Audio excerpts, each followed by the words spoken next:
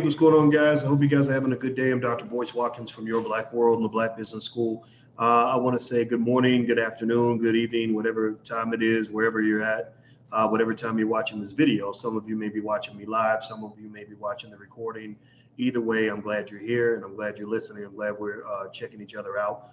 I just sent out a text message to let everybody know that we are live. If you want to get a text notification when we go live, all you got to do is open your phone right now and type the word, text the word voice, VOYCE, to the number 31996. After you type in voice, just send that text to the number 31996, and you'll get a notification that you'll be on the list. You'll also get access to a lot of other free stuff that we like to do. What's up, Tony Brown and Crown Royal and C Holidays and all you black people that love to hang out with crazy black people like me.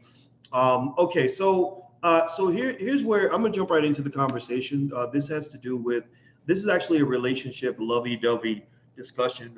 Every now and then I think these topics are fun to talk about because love really is kind of the center of life. You know, your relationships matter a lot in your ability to achieve your goals. You know, you guys know I talk a lot about wealth and economics, but if you don't think that relationships and economics are deeply connected, if you don't know that those two things are deeply connected, then you don't understand economics very well, because they are super connected. And if you pay too much attention to one and ignore the other, then you're going to make a lot of bad decisions and a lot of bad mistakes. Hello, Alexis and Robert and Back to Basics and Sean Williams and Larissa.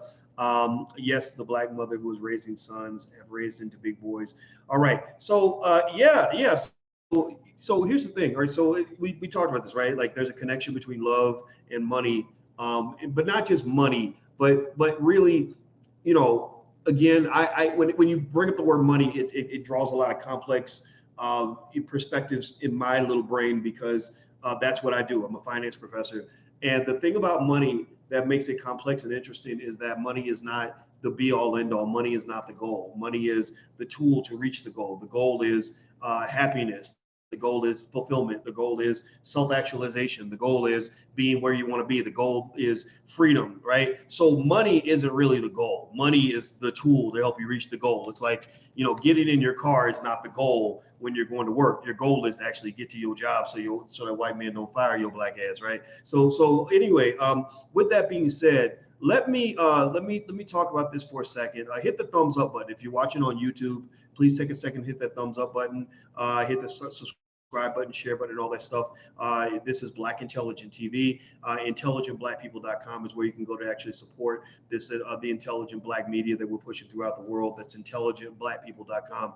All right, so here was the question that somebody was, you know, they brought up. They brought this up on my Instagram, and I thought I'd ask it out loud, and I thought I would look at some of the responses and then kind of process this out loud, you know, from my own point of view as well. The question had to do with, you know, the idea of men taking charge, right? The idea of men sort of taking the lead and being the leader in the relationship, and, you know, thumping our chest and kind of getting out there and saying, I'm the man and I'm going to take over and I've got this and all of that. And I was asking, you know, do women really want that? Like, is that what women want? Of course, all women are not the same. Different people want different things, but I was curious to know what people wanted and what that means. And so, you know, so I'm looking at some of the comments here, and I see there's one person called Mr. Steve Charles. The question was, do women want men to be strong and take the lead? If so, what does that mean? Mr. Steve Charles says 77% of out-of-wedlock birth rates among African-American women. What they want, there's your answer right there. So, okay, so he says 60% of the women have children by multiple men, which says that that's what they want.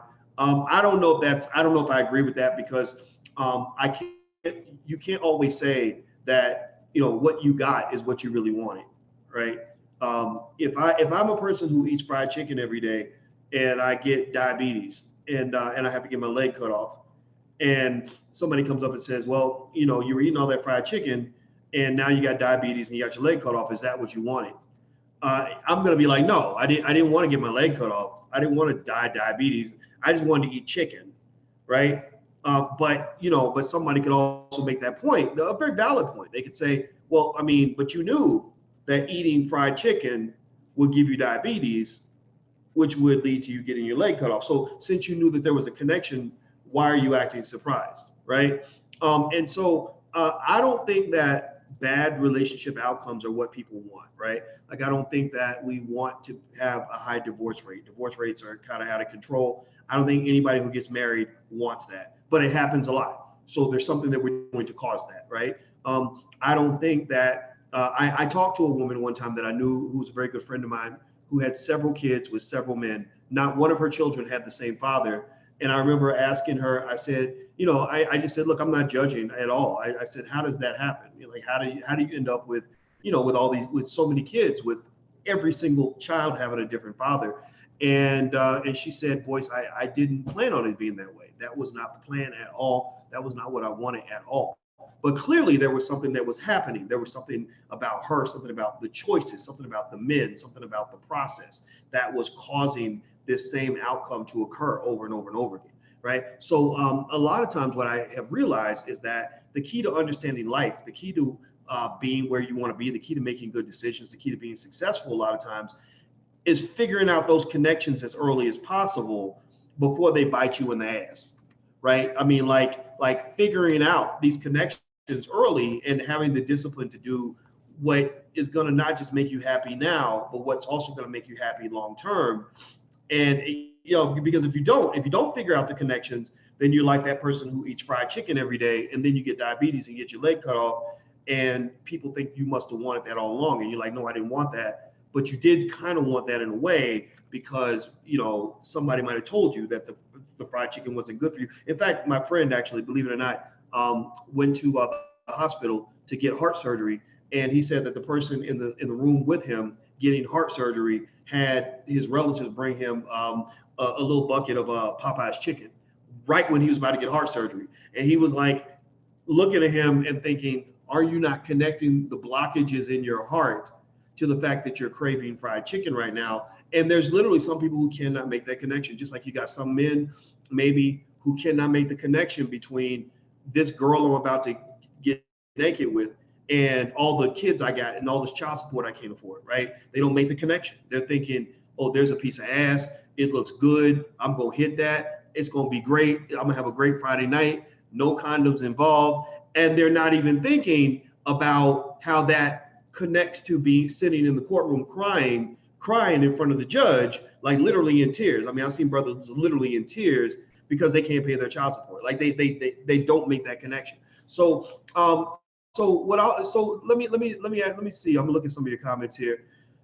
Michelle says, what defines a qualified man? Okay, it looks like y'all up here arguing with each other now. That's kind of funny. Okay, Michelle says, I would like for a qualified man to take charge and lead. Now that's a good statement, Michelle, and it's a fair statement. I also think it's a good and fair question to ask, what is a qualified man? And here's the thing about that. First of all, I'm gonna say I agree with you, Michelle, 100%. I agree. I don't believe in any of the political correctness bullshit that we're fed. I'm not a big fan of white feminism. I think it's social engineering. It's a big lie. It's built on it's built on a gender war and BS about gender fluidity and sexual fluidity. And I guess people want to be pansexual, where you will fuck everything from a man to a woman to a dog to the couch to a piece of furniture to I might put my penis in a hamburger tomorrow because it feels good. Like they teach all that nonsense, and I don't think that's natural. I don't think that's what Black people believe. I don't think that's who we are. And I believe that what is natural is that there is something about this thing inside of men called testosterone. Testosterone makes men, it makes you aggressive. Testosterone makes you ambitious. Testosterone makes you competitive. Testosterone is what makes LeBron James find a way to win an NBA championship and try to find a way to beat Steph Curry, right? Testosterone is what makes the men go to the gym and pump iron and grunt and whatever, right? Testosterone does things to a person's body that leads to certain behavior, and men have more of this than women do. And testosterone is also attractive. That's why even the shape of a man's face which communicates the level of testosterone in his body, the shape of his face. Those men with those square jaws and square chins and shit, like those men are found to be more attractive to women sexually, because you're communicating your testosterone by even the shape of a man's face, right? So anyway, the point of it all is it's not just the shape of the face, it's his actions, his behavior, his confidence, his muscle tone. Like if he's a big muscular man, he tends to be more attractive. If he's very powerful, if he's a take charge kind of guy,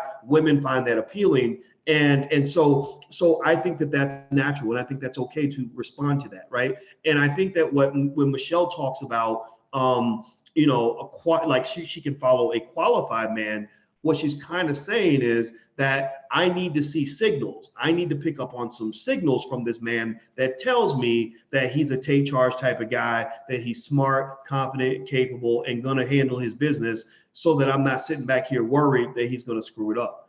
And what I do know as well, this is me just speaking from experience here, just sharing, spitting game at anybody that wants to understand this, is that women don't tend to, a lot of women tend to start responding differently when they start to lose faith in that man. When they start to see his confidence weaken, that makes her confidence weaken in him.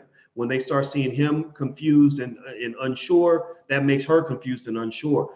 When they start to see him making big mistakes and screwing things up, for the family, like because you made a bad business deal, now the family has financial anxiety because you took all the money and you spent it on your business venture that didn't work out. That makes her start to feel uncomfortable and anxious, and feeling like she needs to be the one that needs to get in charge or take charge, because you're not making her feel comfortable and safe, sort of allowing you to kind of take the wheel. And now that's what I've observed, and I can think about a time where I knew a guy who did that with his family. He had a dream about starting some kind of business, and he took the family credit card and he maxed out the credit card, and without his wife even knowing about it, and he starts his business, and the business fails, so the family loses $10,000-$15,000, and her faith in him was just gone. She was like, I can't follow a man who makes dumbass decisions that put us in harm's way. So that what that connects to, in my opinion, is it connects to the need and desire for a man to be able to provide security for others. Men must provide security. Men who can provide security are more attractive. That's why more powerful men are attractive, stronger men are more attractive, smarter men are more attractive, men who have more money are more attractive, because it all comes back to security. And if you're a person that makes bad decisions that put your family in an insecure situation, like you drive the car and you wreck the car too many times, or you make business decisions and you screw up the family finances, then what'll happen is it creates that anxiety, and people don't feel that they can depend on you and rely on you. So I think that's what Michelle might be talking about when she mentions a qualified man. Now, here's where, on the flip side of that, hit that thumbs up button, please. Please hit the thumbs up button so we can promote intelligent conversations in the Black community. Here's where, the brother's question, when he came back, I can't remember if it was Michael, I can't remember the brother's name, but he asked a legit question. He said, what is a qualified man? What does that look like? That's where the confusion comes in. It comes into play in a couple of ways. One, a lot of men just don't know what the hell women want. Like, they don't know. They're confused. Feminism confuses the living fuck out of men. Like, tell me, men, raise your hand. Tell me if you say something, make a comment, if feminism is just sometimes confusing to you. If I tell you you look good in your outfit, I'm either gonna get a hug and a kiss, or you're going to report me as a sexual predator. Right? Like, if I open the door for you, you're either going to say thank you, or you're going to get mad at me because you think somehow I'm offending you or doing something disrespectful, right? I'm either a good guy or a bad guy, right? If I decide to take charge, I'm either becoming more appealing to you, or I'm disrespecting you by not letting you decide and make your own opinions and have your own free will as a woman. Like, it's confusing. Like, men just get confused by that shit. Men don't really know, and so I think that, Michelle, when you say I'll follow a qualified man, I think that it helps men if women are clear on what a qualified man looks like. Like, what is a qualified man to you? Like what is it? And you got to say what you got to mean what you say and say what you mean. You know, like when I talk to men about dating and who I think, you know, would be good choices for relationships, first thing I tell them is you got to date a grown ass woman. You got to date a grown ass woman. A grown ass woman kind of knows what she wants. And if you say, hey, how can I do this better? She can tell you, she can give you some idea on how to be the kind of man she needs you to be, you know, based on that situation or in general, right? A little girl is somebody who gets mad at you because you couldn't read her mind. Like, well, you should have known that I wanted that. Well, how the hell am I supposed to? Let me just tell you, ladies, men are not that smart. We can't read minds. We try to figure it out. We're like, oh yeah, I know that's what she wants. And then you end up looking all stupid.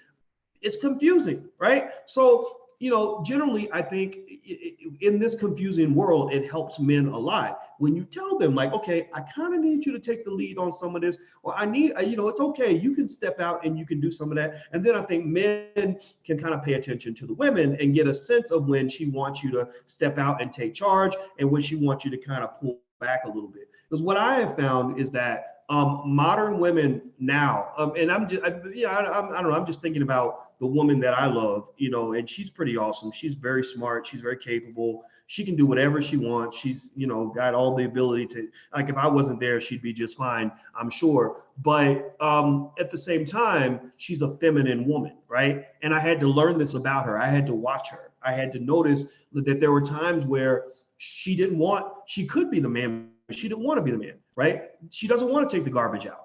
Right? I'm supposed to do that, right? There are times where I will just say, Alicia, pipe down. Like, but the thing was, I used that language because she actually told me to use that language. She said, if I start getting out of pocket and I start going too hard and getting all crazy and emotional, just say, Alicia, pipe down. Just say, pipe down. So she gave me permission to shut her down. So that's what I'll do sometimes. If she's driving me crazy, if it's the morning and she's like talking and I can't take it, I'm just sitting here like, okay, I'll be like, Alicia, pipe down. And she was like, okay. And that's all right, right? And the thing is that there are some people who will consider that to be sexist. That, oh, your man's telling you to pipe down. Who the hell is he to tell you to blah, blah, blah, blah, blah. No, but that's what your partner's supposed to do. They're supposed to balance you. They're supposed to tell you when you're out of pocket, out of control. You know, when like for men, we get our inner beast, we start getting mad and swinging at the air like Cuba Gooding Jr. and Boys in the Hood, you know, and we're all pissed off. And sometimes you need a woman to kind of be like, calm down, come here. Give me a hug. Come here, lay in my lap, whatever, right? Well, the same thing is true, I think, in the reverse, right? There are times where I think that it's good for the man to just say, I'm the man. No, we're not doing that. No, it's not going to happen this way. We're going to go in that direction, right? And in some cases, that might get you in trouble, but I do believe that there are more cases than not where that is appropriate for the situation. Now, here's where another point of confusion does come into play, though. You know, it's real complex. Black love becomes very complex when you've got a society that builds a lot of really masculine women, and they didn't choose to become masculine. They just became that way because of their circumstances, right? They grew up, daddy wasn't in the house, so they sat and watched mama be the mother and the father. They get this implicit message, I'm a strong Black woman, who don't need no man. And so you're carrying that into the world. And so you have these relationships where you basically have two dudes living together, and one of the dudes just happens to have a vagina, right? So you basically have two people filled with all this masculine take charge kind of energy, and it's really complicated because you get a lot of headbutting, right? And in some situations you can maintain peace, maybe because one of the dudes dominates the other one, right? Like, you ever hear the women that say, I need a man who can handle me, right? Like, so what, which that statement is very confusing, but, because you're not an animal, but, some people will say that I need a man who can handle me. And what they're kind of saying is, I have all this masculine energy and I need a man with more masculine energy who can dominate me the same way a football coach dominates the players on the field, right? Or the same way a prison guard dominates the inmates and gets them to submit and gets them to bow, right? And that's a very fragile situation to be in, because effectively what you're living with is, if at any point the person who's submitting to the other person loses faith in the other person, or is no longer intimidated by them, or the person that's dominant loses their dominance, then suddenly you have conflict and chaos again, right? You have, this constant like pow, pow, pow. And one of the other things that can make it confusing, I think, for men when you talk about this whole take charge kind of thing, because I'm gonna just tell on myself, I'm an old school Southern black man, and I believe I've seen a lot of examples of men taking charge. My father was a take charge kind of guy. I'm a take charge kind of guy. And as a take charge kind of guy, I had to learn over time that there's certain women I can't deal with, certain women that won't want to deal with me, certain women I won't want to deal with them. Because if we can't sort of come into the relationship understanding who the man is and who the woman is, then we're going to just have all these conflicts. We're just going to be two dudes going at it. There's certain times where I'm not going to let you disrespect me. I'm not going to let you emasculate me. I'm not going to let you talk down to me in front of other people. You're not going to do none of that shit. And I can say that, the woman that I love, she understands that. She understands that if she has an issue with me, that as a man, I command my respect. That means if you got a problem with me, don't be dissing me in front of other people. You take that shit to the back. We talk about that in private. And now here's the thing though. Here's the other thing about it. I understand that about her too, right? I understand that as a man, there's a level of respect and reverence I must give her at all times, and also a level of strength and security I must provide on a consistent basis to earn the right to obtain, some sort of degree of masculine leadership in the relationship. I understand that I can't be no bitch ass beta male and expect her to submit. I don't even use the term submit, but to allow me to take charge as the man. But she understands that about me. She knows Boyce is a guy who's a little bit of an alpha male, not over the top, but I am competitive. I'm strong. I'm like, look, let me just get this done, and she lets me have that. Right now, here's the thing, though. It's kind of like a yin yang. You're going back and forth, kind of analyzing this, because you got to see it from both perspectives. So on the flip side of that, you've got the fact that she too is a strong woman and a professional woman. Right?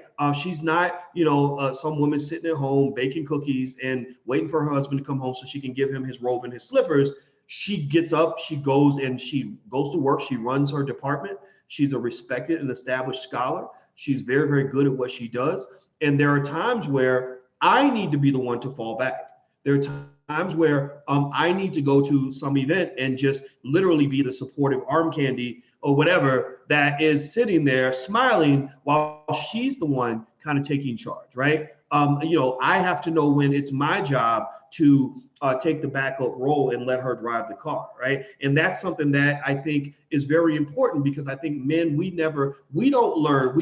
And this is an important thing to learn, is that I think we're not really trained to support women the way we should.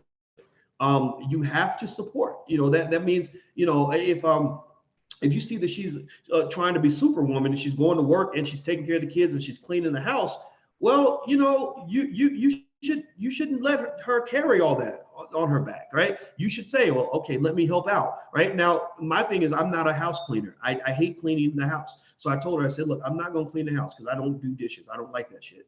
But I will get somebody. We will get we can bring the maid in a couple more times a week so that you can take a nap. We'll get a nanny that can help with the kids, right? So I was like, okay, how can I help? Let's figure this out. And then there are times where I just got to be the nanny, right? But at the end of the day, as a man, you have to understand the importance of being supportive and understand the importance of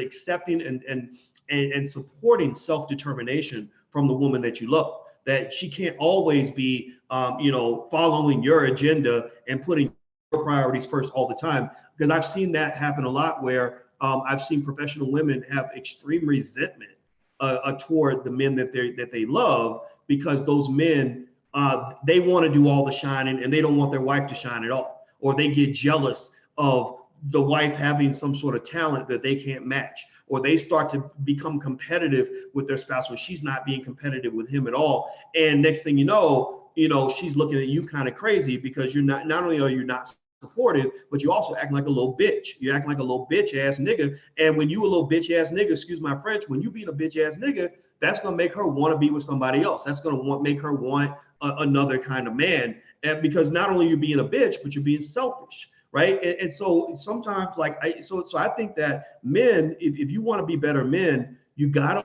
learn not, you got you got to deal with the bitch acidness and eliminate that, and you got to deal with the selfishness and eliminate that as much as possible. Because as men, when we get in situations where women are supportive and women do what they're supposed to do and want to help us out and want to have our backs, we get so caught up in what we're doing that we forget, like, well, wait a minute, maybe she has a dream too. Maybe she wants to go back to school and get her master's degree too. Maybe she wants to start a business too. Maybe she wants to be the one who decides what we're going to do next as a family. And you should allow that, right? You got to support that. So, I think in terms of men taking charge, I do think men and women are different.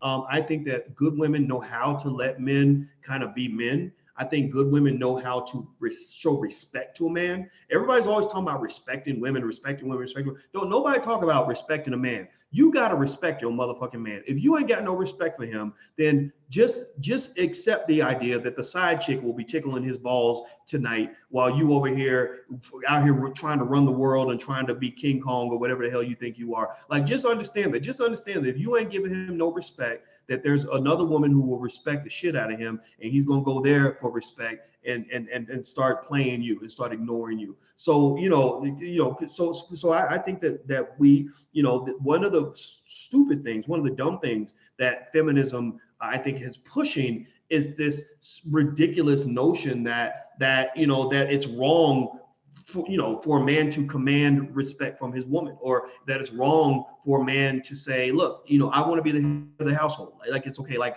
we're going to do a little patriarchy in here. I'm going to be the king. You're going to be the queen. The queen has power. The king has power, but they have different types of power. And you got to let me have my power too. Like, no, if you want to be the king, then fine. I'll leave the house. Here's what happens. That's the other thing too. When you get caught up in that mindset, like, I don't need no man, men don't matter, I can do it all by myself. Well, you know what? A man's gonna process that. He's gonna notice that you don't need him. And if he feels like you don't need him, then a lot of men will say, well, why should I marry her? She doesn't need me. Why should I move in? She doesn't need me here. Why should I commit to her? She don't need me. She just needs me to show up and deliver penis to her every couple of weeks. And that's what I'm going to do. So it's like, okay, go be the boss, run your kingdom, be the King Kong that you want to be. And I'm going to just be over here. I'll be a phone call away. So if you need some sex, call me. But if you need a man, then you can go date yourself, or go date your girlfriend, go date your old masculine ass girlfriend that you got,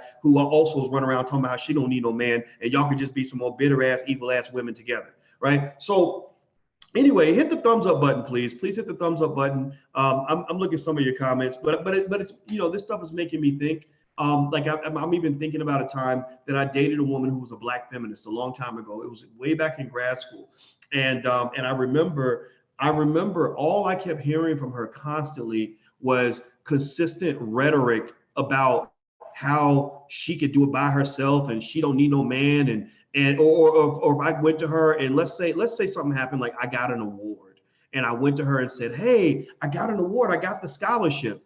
First thing she would do is she would start competing with me, and she would be like, well, I got awards too, and ain't nobody talking about my awards. I get awards too. I got, because she'd always play with her earrings. She'd be like, well, I mean, I'm gonna be all right, but I'm gonna be fine. And I remember, and I swear to God, I kid you not. Let me just tell you a real life. This is a true story. This is a true story. There was a time where I remember that we were talking about, our relationship. I was young. I was in my 20s, and I remember saying to her, I said, you act like you don't need me. You act like you really just don't need me. And you've never told me that you need me. And she was like, well, I'm gonna be fine. I don't need nobody. And I said, so if I broke up with you tomorrow, would you be okay? Would you be all right with that? How would you feel? And she's like, well, you ain't gonna get no drama from me. You ain't gonna get no drama from me. I'm gonna be just fine. Right? Like, because she was afraid to admit any type of vulnerability. She was very much like, I'm an independent black woman. I'm a strong black woman who don't need no man. Like, that was her whole MO, right? And I said, okay, so you're telling me that if I broke up with you, you would be fine? You ain't gonna get no drama from me. I'll be just fine. So you know what I did? I said, okay, well, yeah, I don't think I want to do this relationship anymore. And I walked away guilt-free, because I was like, well, I mean, she told me she don't need me, so apparently she's gonna be fine. because she didn't know that just that week I'd met another woman that I really liked, and I didn't want to break the relationship rules, so I couldn't talk to the woman, but I wanted to. But since you're repeatedly telling me you don't need me, then okay, then I'm just gonna go and do what I want to do, right? And I think that people don't understand. Like, I don't think most men I know, and this is another reality they do not talk about ever, and I don't understand why.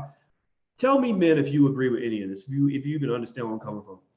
But most men I know who have dating options, who have women that they could, like women all over the place that they could go holler at, they're not sitting around hoping to find a committed relationship. Like, they're not sitting around saying, "Ooh, man, when I meet my wife, this is what I'm wearing my wedding." Like, we don't look through bridal groom magazines looking to, to fantasize about our wedding day and how excited we'll be to commit. Like, that's just not something that a lot of men are thinking about first. They're thinking about, a lot of guys I know, honestly, they're thinking about sex. Like, they're like, how can I get extra ass? Like, they're not jealous of the guy who found the woman that he wants to be married to. They're happy for him. They're just not jealous of him. They're more jealous of the guy who literally has like 50 pounds of ass on speed dial, where he got women that will let him come by and do whatever he wants, whenever he wants. Like, they're like, man, how'd you get all those women?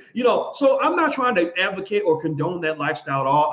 It's up to you how you want to live. I'm not judging that or evaluating that in any way, but I'm trying to say that, when it comes to commitment, you got to make a man feel like he is wanted in that relationship. You got to make him feel respected and empowered. You got to make him feel like there is a productive, positive trade-off he's going to receive for the fact that he's committed to you. That, especially if you talk about, let's say you're a single mom and you got 3 little badass kids, and you want a man to want to be in that house with you with those 3 little kids, right? So he's coming in, he's dealing with these kids who may hate his guts because he's not their daddy. He's dealing with maybe your exes who you had kids with. He's dealing with a significant financial responsibility. Now he's also got somebody telling him when to come home every night to take out the garbage, all this other shit.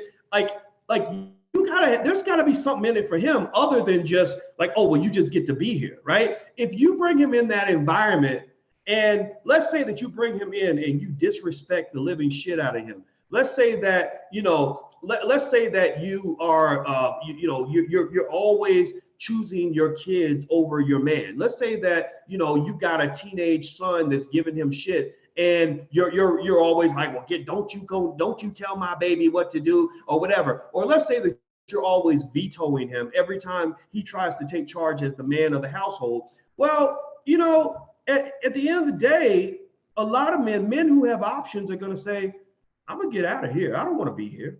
Like, I don't want to be here. You're walking in the house, putting your balls on the table every day, telling me reminding me that you're the king, that it's your house, that you pay the bills, that what you want comes first, that I come last behind everything, the kids, everything else. Then why would I want to be here? You're utilizing me as a almost like a prop, or as a commodity, or as an accessory, right? But you're not allowing me to feel what a man should feel as the head of a household. I don't get to feel like a king.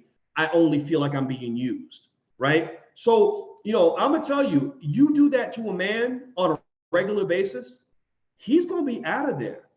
He's not gonna want to stick around and no shit like that. No man. Why would a man sign up for something where you're gonna have all these responsibilities and expectations placed on you, and all these controls and all these things that tell you like, okay, if you get caught with another woman, you're gonna lose everything. They're gonna treat you like shit, whatever, call you a terrible person. Why would you want to do all that if there's not some sort of benefit that goes beyond just companionship, right? Companionship, especially for a man who's really got a little something, and I speak that way, I guess, as a man who does have, I have a little something, right? I'm not bragging about it. I'm not trying to put me on any pedestal, but when I was dating and single, I mean, I had money, I had freedom, I had, there were lots of women I could have called at any time, right? Women were everywhere. They would always just pop up constantly, so for me to want to tie myself into a situation, it had to be something where I could clearly see what the benefits were.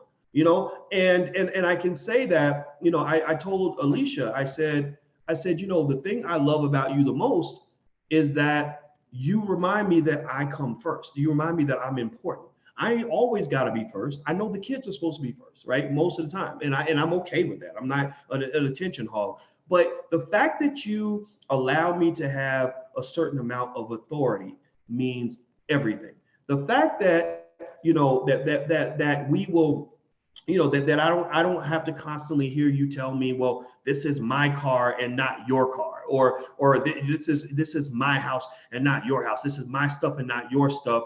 Like, that made it easy for me to integrate into her life because I felt empowered. And what that also does is it not only makes the man feel comfortable, but it pushes him to rise to the occasion. He steps up and becomes a better man when you treat him like he's a better man, when you treat him in a way that is worthy of respect. So, I mean, of course, I mean, I have money and all that stuff. So of course, I can cover all, a bunch of the bills. So it's like, I mean, I'll tell you, I'm not a guy you even have to ask to pay part of the bills. Like, I want to pay them all. I'm like, well, let me just cover everything. Let me take care of this. Let me take care of that.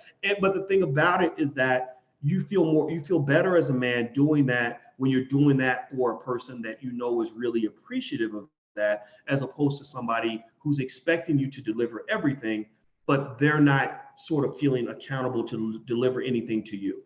Right. So I hope that makes sense. I'm not sitting here, and I didn't mean to use my own relationship as an example of that, because I don't like to put my relationship on a pedestal, because you just set yourself up for failure when you do that. But I can definitely say that there were times where I would say, there are things I would do for you that I would not do for anybody else. And it's because of the way you treat me. It's because you show me that respect. It's because, you talk to me in a certain way. It's because you defer to me in specific ways. And that also leads me to do what I'm supposed to do, which is to defer to you also. So anyway, somebody was saying those dark spots on your face, that's diabetes. No, I do not have diabetes. I have a clean bill of health. The dark spots on my face are actually hair on my face. So just please, let's focus here and not talk about whatever. Do me a favor, hit the thumbs up button if you haven't hit the thumbs up button. And also, if you guys haven't seen the trailer for our new film, The Black Love Blueprint, I can show you guys the trailer if you'd like to see it. It's a really great film that we put together in order to, we talk about creating a Black Hollywood and all this stuff. Well, we don't just talk about it, we like to be about it, and we like to do the things that we say that we believe in. And so the Black Love Blueprint, let me see if I can find the trailer. If I can't find it, I'll find it later. But basically the Black Love Blueprint is this film. It's directed by Dorian Chandler, who's an award-winning director. And it's all about Black love and Black relationships. And it's not just sort of my take and my opinion. I mean, I give some of my opinion in there, but it's actually, from experts, experts that really understand this Black relationship thing. Because what we found is that there are a lot of people who are confused. There are a lot of people who are, like trying to figure it out, and they don't, women that don't know what men want, men that don't know what women want. And then it becomes even more confusing because you live in this world where, all these ideologies are being promoted that are not healthy. I mean, people in America don't know how to have healthy relationships. I just am convinced of that. That's why our divorce rate is so high. And I think that we as Black people have to come up with our own, you could say African-centered, but I'd say African-American-centered, common sense centered approach to relationships that's going to help you achieve your goals, because it's not a one size fits all sort of thing. Like, so if you are a take charge kind of guy, you can't always be a take charge kind of person all the time with every woman. You have to calibrate. You got to figure out, like, okay, what kind of woman am I dealing with, and how do I make her happy, and how's this going to work? But at the same time, I think, for men and for women, you got to be clear on what you want. Like, if you can't communicate and articulate what you're looking for and when, then a lot of times I think people are going to get very confused by mixed messages. So let me show you guys. I'm gonna play the trailer. If you want to see the actual trailer, you can go to drboycetv.com. That's drboycetv.com. So let me play this for you guys real quick so you can check it out. Let me turn it up. Okay, here we go. Let's ask, is there something wrong with Black? Here, let me back it up a little bit. Okay. People often ask, is there something wrong with Black relationships? For many of us, yes. We're subjected to racism systemically. We're subjected to violence within our community. We're subjected to violence outside of our community. And we're not dealing with the trauma that it causes. The psychological consequences of broken relationships is broken people. There's so many ways that when a relationship breaks down and ends, that it can leave people in a negative space. And if you show up in the world depressed and defrocked, you're going to attract nobody or the wrong person. Black men and women are definitely at war. The issue is that we're fighting on the same side, and sometimes we don't realize it. There is a war, but not all of us are involved in the war, are engaged in the war. So what we have to do to end the war is promote more positive images of us not at war together. We are all here with the common agenda, which is to heal Black relationships and focus on Black love. So how could we say that we are at war if we are all here in unity, moving in love? He showed me why I wanted to do for him what I had never done for anyone. He showed me why I was created to be his wife. I will never, ever forget that day. I can't forget that day. Black love has changed our life tremendously. Black love has helped us build an empire. Yes. And Black love is beautiful. Yeah.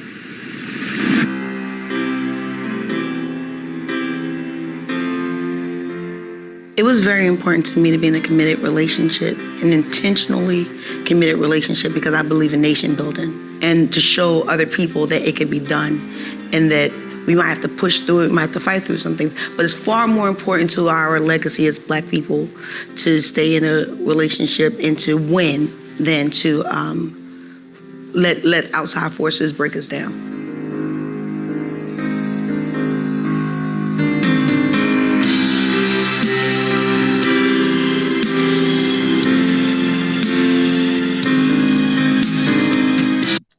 Okay, so the Black Love Blueprint is our latest effort to support the emergence of a new Black Hollywood, so we don't have to have our Black actresses and directors going to the Oscars begging racist people to give them an Academy Award. So I hope you guys will support the film.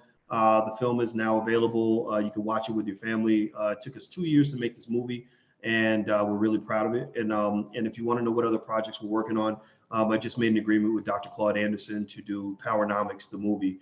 So we're working on that in the background as well. So we're not just talking about it. We're actually going to be about it, and we can really use your support to be able to finance all of this stuff that we're doing. So don't take it lightly. If you go to theblackloveblueprint.com and you rent the movie with your family or check it out, that means a lot for us. So feel free to go to theblackloveblueprint.com if you want to take a look and watch the film.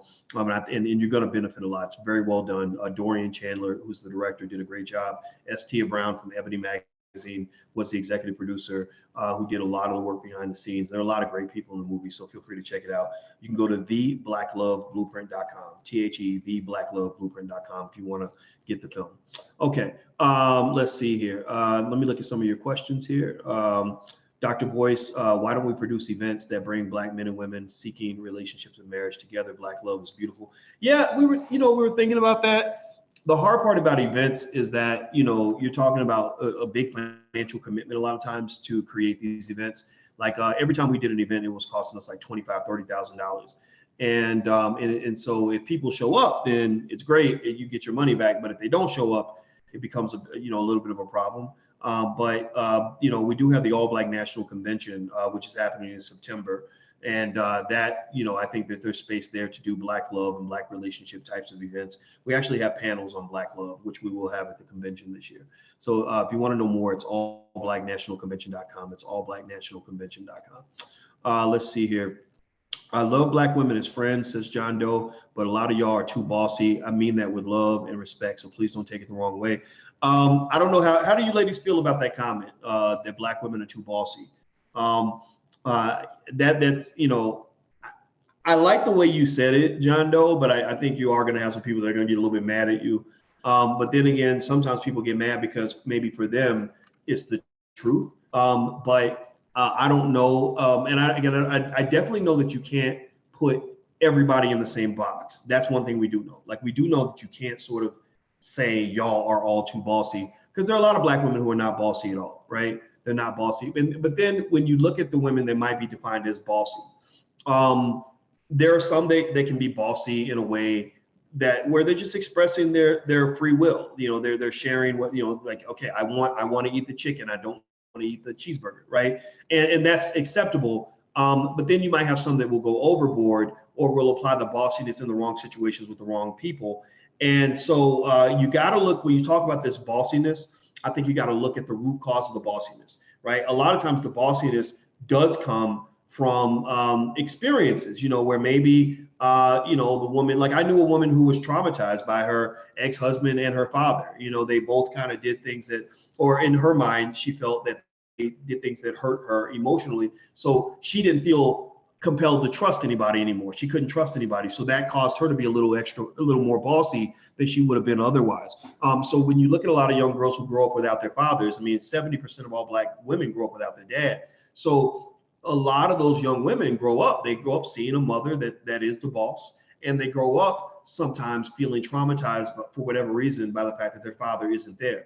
And that's further complicated by the fact that, you know, that while everybody might think that the father's not there because he's a deadbeat, a lot of times the father may not be there because maybe the mother's a deadbeat, or maybe the parents just didn't get along, or maybe whatever happened. But you know, it creates these complex situations. So what I really think that people have to do is just purchase the film on Vimeo. Oh, thank you very much. I appreciate that.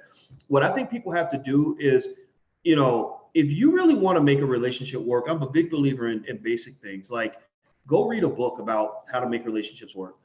You know, like there are things like, you know, the Gothman Institute, where they can predict who's going to get a divorce by listening to them argue for 5 minutes. They literally can identify the characteristics of people that are more likely to get divorced than they are other people who are likely to stay together. And they can just hear you argue for 5 minutes, and they can tell just by the way you argue whether or not your relationship's going to last. So if I argue with you in a way that is tearing you down, or I'm calling you all kinds of names, and I'm berating you, or I'm trying to one-up you every time I open my mouth, or I'm holding grudges and being nasty to you, well, then what I'm doing is I'm sprinkling poison onto the relationship. I'm just poisoning it a little more and a little more. And no relationship can survive if it's being sprinkled with poison every day. So you got to check your attitude. Like, seriously, like we say that, I think with men, good men are taught, you know, to be respectful toward women and to not call women names or berate. Like, I can't be like, oh, you old raggedy bitch. Like I can't even imagine saying that to Alicia, right?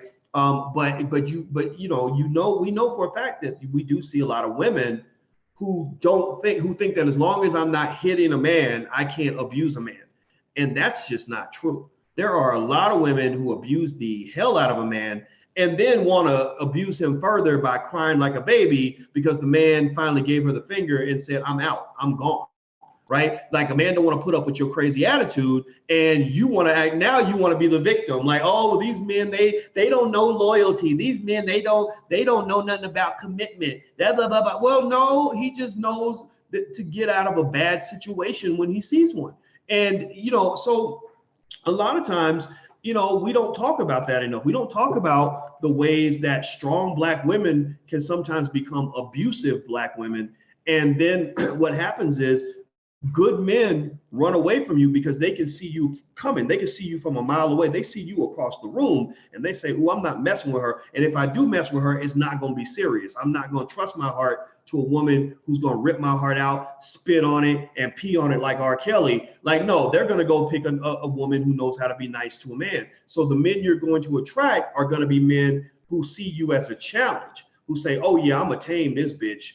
Oh, I'm going to control this. I'm going to get her in the bedroom gonna get some of this good penis and she's gonna be mine. I'm gonna have her under control. Like there are men who see that kind of attitude and they love it. They think it's great and they applaud you. Well, that's right. Well, he just can't handle a strong black woman. That's what's wrong with him, right? But this guy's really, the reason he's going along with all of this is because he ain't taking you seriously anyway. And maybe in his mind, he's like, oh yeah, I'm gonna control her, or with my penis, or I'm gonna control her by just being meaner than she is. When she tries to buck up on me, I'm gonna buck up on her and remind her that I'm the man. I might beat her ass, right? Those are the types of men you're gonna attract. When you come in with that kind of crazy, chaotic animal energy, then you're gonna attract a bigger animal, right? And you come in acting like a lion or a bear, you're gonna attract a bigger lion and a bigger bear.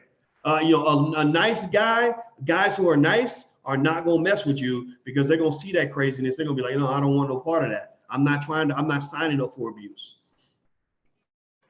Let's see, women need to understand that everything looks good isn't always good. Well, I think men need to understand that too. Shoot, a lot of y'all men get sucked in by a big butt and a smile. Come on now.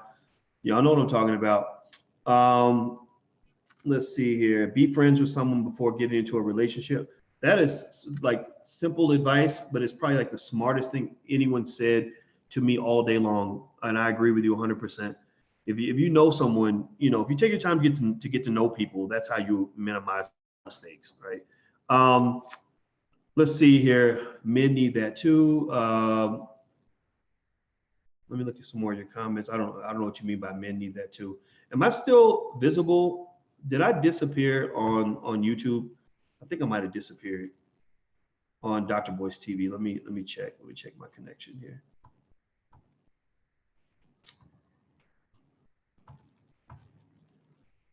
Okay, here we go.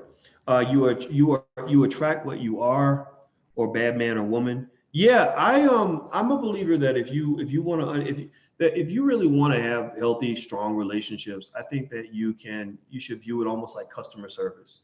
Like literally, if you're a woman and you want good men to be attracted to you, then study what it means to be a good woman and how to identify a good man and how to please a good man and how to make that good man happy. Yeah, you should please him. You should think about like, okay, what does he like? What do men like in the bedroom? What do they like? What sorts of, things make them happy, right? And then you, when you get to know the man that you do like, you got to kind of get to know him and figure out what makes him happy and let him know that that's a priority. And then that'll make you valuable to him. I think the same thing is true for men. I think that if you want to, get the right woman to be attracted to you and want her to be happy with you, then you should study her. You should figure out what works for her. Like the worst thing in the world is to think that because someone's committed to you, that they're just going to be with you because they're committed to you. Like that's just not true. Human beings don't operate that way. People break commitments all the time. So just because somebody said, I'm married to you, don't mean they're going to be loyal to you. That don't mean they're not going to leave you or cheat on you or whatever.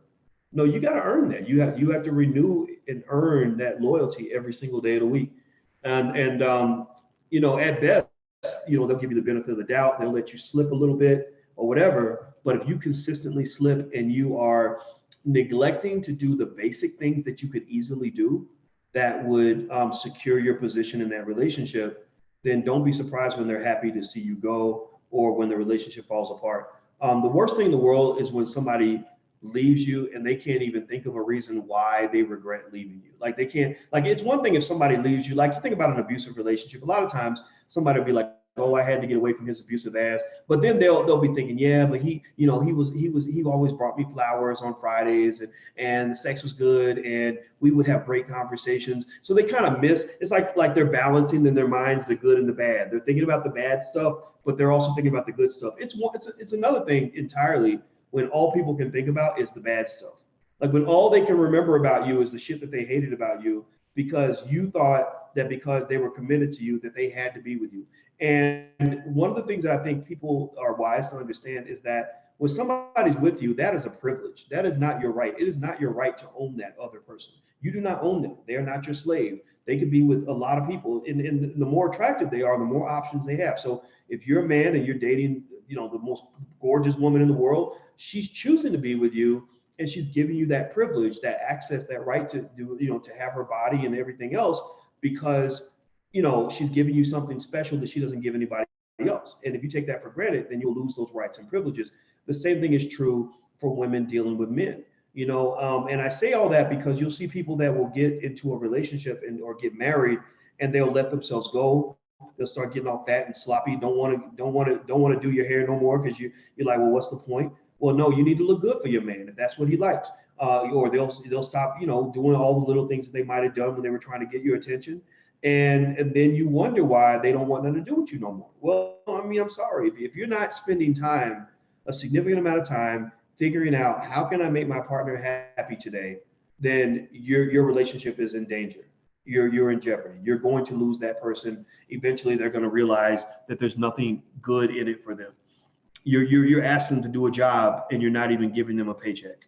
Nobody stays on a job where the paycheck is bouncing every week or the check ain't arriving at all. If you're uncomfortable with the natural way you were made, you have a mental problem, and no amount of affection can solve that. Well, that's true. Some people just need therapy, right? Anyway, I'm going to stop talking now. I hope that this conversation helped some of you. I hope that it gave you something to think about. I think love is worth talking about. I think relationships are one of the most important things that you do in your life. I think it's the thing you should study. The three things that they say define the quality of your life are health, wealth, and relationships. Health, wealth, and relationships. So if you want to have a good life, then I would study the three areas that matter the most. Study health, figure out what you're supposed to eat and how to stay healthy so your body and your mind can be healthy. Study wealth, learn how to get money and keep money so you don't experience anxiety that comes from a lack of money. And relationships. Study relationships like a science.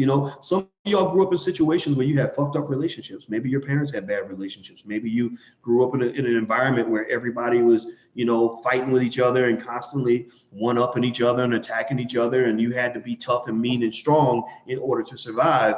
Maybe you need to learn a new way of thinking that will help preserve your relationships. There are books out there on relationships. There are classes you can take. There are podcasts you can watch. And the reason that this matters is because if you can maintain good relationships with people, then you can get more done. You can have more emotional fulfillment. You have less trauma. You won't waste your whole life sitting in divorce court, trying to divide up all your assets and wasting 10 years of your life fighting with somebody instead of getting along, right? Most arguments that happen in relationships are avoidable if you argue in the right way.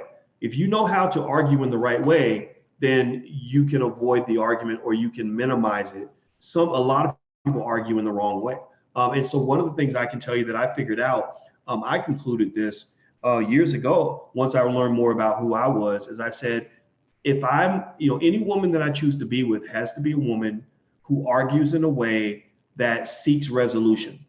I did not do drama queens. I did not mess around with women that would just want to be pissed off for 3 months or start throwing shit, start screaming and yelling or whatever. I wanted a woman who didn't want to argue, right? I wanted a woman who said, okay, we're having this disagreement. Let's resolve this so that we can get back to loving each other again, right? And that's a personality trait. And you can catch that. If you listen and watch people long enough, you can catch people. Tell me if you've ever seen somebody who's always looking for a fight, who's always looking for a reason to be pissed off, who's always looking for some drama. Some people are addicted to drama, and it ain't just women. You got male drama queens out here too. Their relationship ain't normal in their mind if there's not drama, right? And then you got some people who want peace. So if you want peace in your relationship, find somebody else who wants peace, and y'all can sit and chill and be peaceful together. And then if there's drama, you both kind of say, oh, here's some drama. How are we going to deal with this drama? Let's put this fire out together so we can go back to being peaceful, because I don't like the drama. I know you don't like the drama. No, I don't like the drama. Let's fix this drama so we can move on.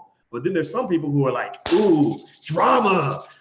I need drama to wake me up in the morning like a cup of coffee. Like, seriously, I know people like that. I think about one person I knew where I could not go into business with this person because every time I talked to this person, there was drama. And I said, They need drama to feel normal. If they're not experiencing drama in their life, they get bored. And people like that, their relationships don't last because they need the breakup. They need the heartbreak. They need the tears and the yelling and the screaming. So, and then they need to go to the pits of hell so they can experience the jubilation of going to heaven when they meet somebody new, right? They love the idea of falling in love, right? Like, oh, girl, what happened to the other guy? Oh, here, that's the motherfucker, that old nigga. Let me tell you what that nigga did. He blah, blah, blah, blah. And then they meet somebody else. Oh, he's so great. And we had sex and it was awesome and blah, blah, blah, blah, right? They like that. They like the ups and downs and highs and lows and all of that shit. And that's fine. But I'm going to tell you, if you're that kind of person, then you won't do well in things like marriage and institutions that require stability. Marriage is an institution like a building. A building can't stand if the bricks are not consistent. Like, the building cannot stand if it does not have a solid, consistent foundation. And some people don't live their lives with a solid, consistent foundation. So if you want to have a long-term, solid, consistent relationship with another person, you need to find a solid, consistent human being who seeks solidity and consistency in their life. I'm done. I'm dropping the mic.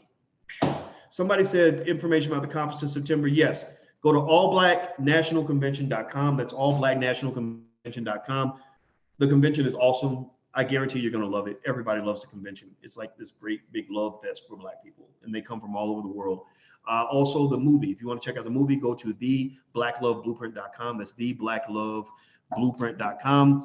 Last but not least, if you want to check out some of our books and stuff like that we have for Black people on different topics, go to drboycebooks.com. That's drboycebooks.com. And please hit the thumbs up button before you go. Please hit that thumbs up button and share this video and all that good stuff, so we can have good conversations like this. So I'm out of here, guys. Take care. And yeah, King Will, I know I'm half crazy. I can't help it, man. That's just something I was thinking about. Timothy says, why is Yvette hating on this dude? Yvette don't hate me. Yvette loves me. She just don't know it. She loves me. She loved me for 7 years. We worked side by side. So I ain't fighting with no Black people. I love everybody, and I love her too. And I think she's very smart. And I think that sometimes people just disagree, but I don't think she hates me. I think that sometimes the people react to you the most because they care about you so much, right? Because they're feeling something emotional. And so you got to be able to look through the anger and the fire, and you see the pain underneath. And so there's a part of me that where my heart goes out to those who express that kind of pain, because I just want them to find whatever peace they need in order to be happy. So find your peace, find your happiness, find your bliss. That's the key to success in life. So I'll see you guys soon. Have a good day. I'll talk to you later. Peace.